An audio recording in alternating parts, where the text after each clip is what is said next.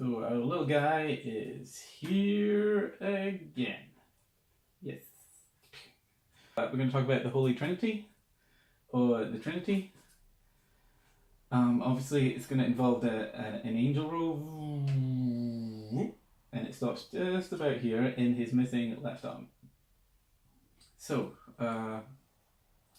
what happens in the angel roll is once it gets to this shoulder, you basically turn into it, do the middle part of a Jesus, and then as it gets back, it then rolls along your arm. It's a pretty basic move, but I didn't have a tutorial for it, so I'm making one now. Woo.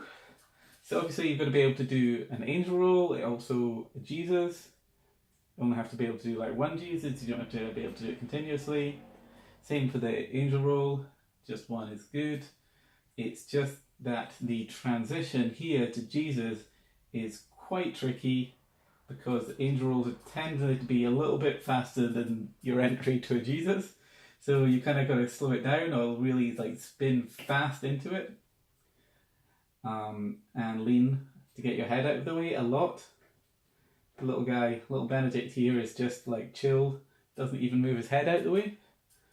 And then once it's on the back, because the Jesus is not really a rolling move, it's kind of stopped rolling, so it's hard to force the angel roll to continue at that point because it's pretty still usually. I guess if you really practice it, the Jesus can be a rolling move. There's no particular reason it has to stop rolling, it just has to, it's anti-rolling essentially on the front here, so it's kind of skidding or sliding around the chest section. And then if you did keep the Jesus rolling, it would roll right back into the angel roll.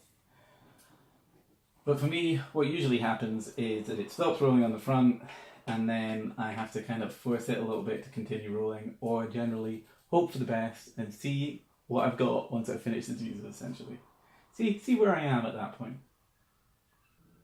And this is kind of a prototype for many, well, the 4 other rolls as well. You should be able to fit a kind of Trinity style move into a vertical Steve, a devil roll, and the anti-angel roll. So,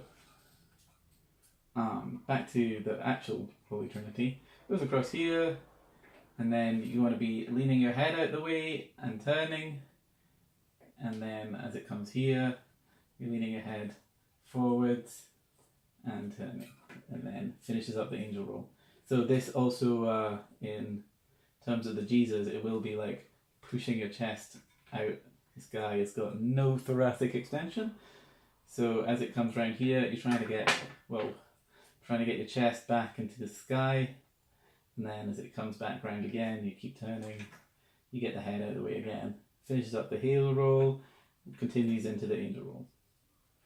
Okay, so the only other tip I got is for the Holy Trinity, is obviously you're going to have to turn, so it's quite useful to get your legs sorted out before you start the move, essentially.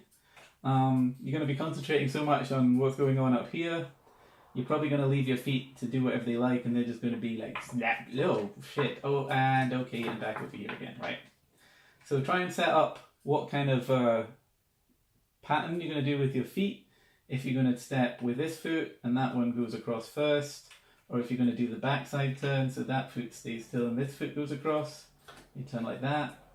It's just so that you have one less thing to turn about. You have one less thing to think about while you're doing this, while you're learning this new transition.